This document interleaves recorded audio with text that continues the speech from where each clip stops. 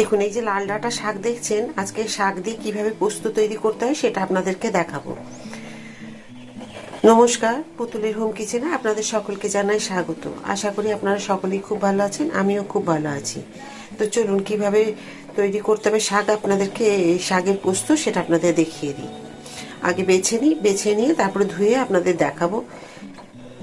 আমি মিক্সিতে পোস্ত বেটে নিয়েছি।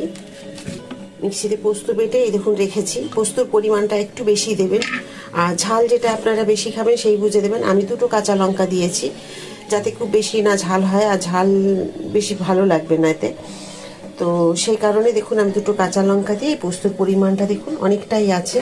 এই যে দেখুন, পোস্ত অনেকটা দিয়ে করতে হবে, নাহলে শাকটা খেতে ভালো লাগবে না। তো আমি পোস্ত বেটে নিয়েছি।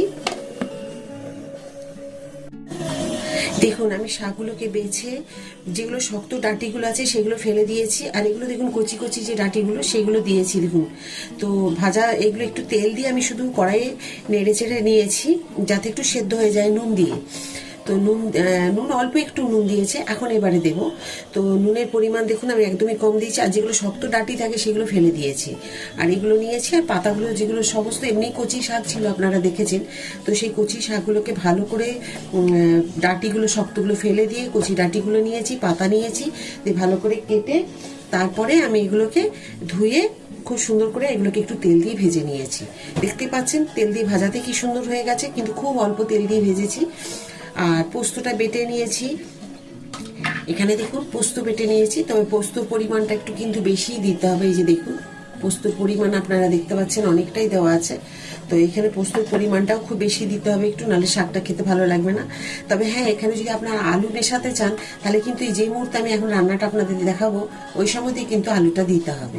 তো আমি আলু ছাড়া করেছি, আপনারা একবার আলু ছাড়া করে দেখবেন, একবার আলু দিয়ে দেখবেন, কোনটা ভালো বেশি টেস্ট হলো সেটা আমাকে কমেন্ট করে জানাবেন। তো চলুন এখন কড়াই বসিয়ে দিয়েছি, এখন তেল দেবো। দেখুন কড়াই গরম হয়ে গেছে, আমি তেল দিয়ে দিলাম। এখন একটুখানি দিতে হবে তেলটা, আগে একটু ভেজে নিয়েছি সেটা দেখেছেন, এখন একটু দিলাম।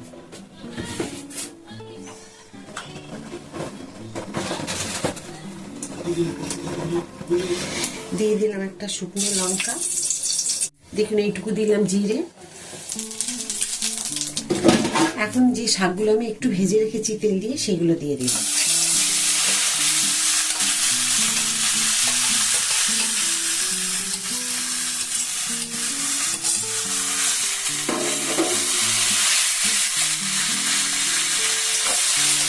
এখানে নুন আগে তো একটু দিয়েছি, শাকটা একটু ভেজেছি, যার জন্য এইভাবে কমে গেছে।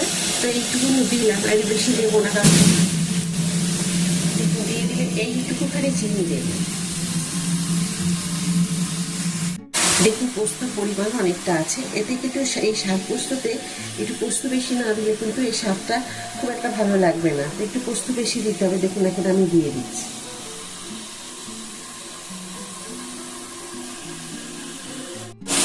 এখন দেখুন পোস্তটা দিয়ে এবার আমি মিশিয়ে দেবো।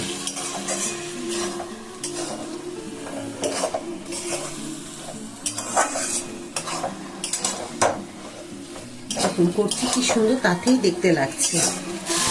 দেখুন বিউলির ডালের বড়ি আমি একটু তেল দিয়ে ভেজে এভাবে আধ ভাঙা করে নিয়েছি।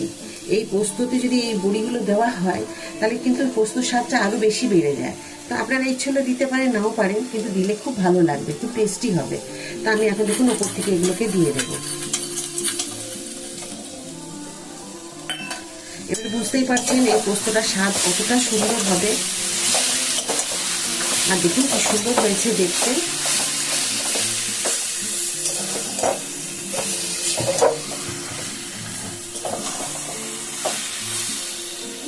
তো কেমন হয়েছে বলুন আজকে আমার এই পোস্ত রান্নাটা? অবশ্যই একবার এইভাবে করবেন। যদি আপনারা বলেইছি, যদি আপনারা যদি আলু দিয়ে খেতে চান তাহলে যখন এই যে আমি জিরে শুকনো লঙ্কা দিলাম তখন আলুগুলো দিয়ে খুব ভালো করে ছোট ছোট করে কেটে নেবেন, ডুবো ডুবো করে। তারপরে ওগুলোকে একটু ভেজে নেবেন ওই জিরে আর লঙ্কার সাথে। ভেজে নিয়ে তারপরে যখন দেখবেন একটুখানি ভাজার মধ্যে সেদ্ধ হয়ে গেছে, ছোট করে কাটলে খুব তাড়াতাড়ি সেদ্ধ হয়ে যাবে। একদিন না হয় আপনাদের দেখিয়ে দেবো আবার আমি। দিয়ে তারপরে এই শাকগুলো দিতে হবে, দিয়ে শাকগুলো দিয়ে একটু নাড়াচাড়া করে নিতে হবে। দিয়ে পোস্ত দেবেন, তারপর বড়ি দেবেন। শুধু আলুর ব্যাপারটা আগে দিয়ে দিতে হবে জিরে আর শুকনো লঙ্কা দেওয়ার সময়।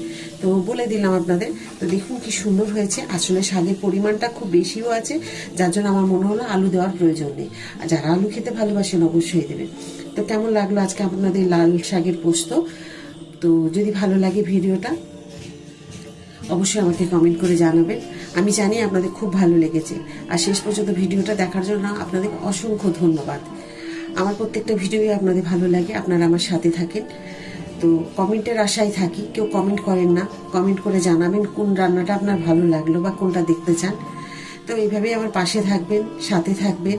আর প্লিজ লাইক, সাবস্ক্রাইব আর শেয়ার করে দিন, যাতে আমার ভিডিওগুলো সকলের কাছে পৌঁছে যায়। সকলেই আমার ভিডিওগুলো দেখার সুযোগ করে দিন সকলকে। একটা নতুন ভিডিওতে আপনাদের সকলের সাথে আমার দেখা হবে। সবাই খুব ভালো থাকুন। এই বলে ভিডিওটি শেষ করছি। নমস্কার।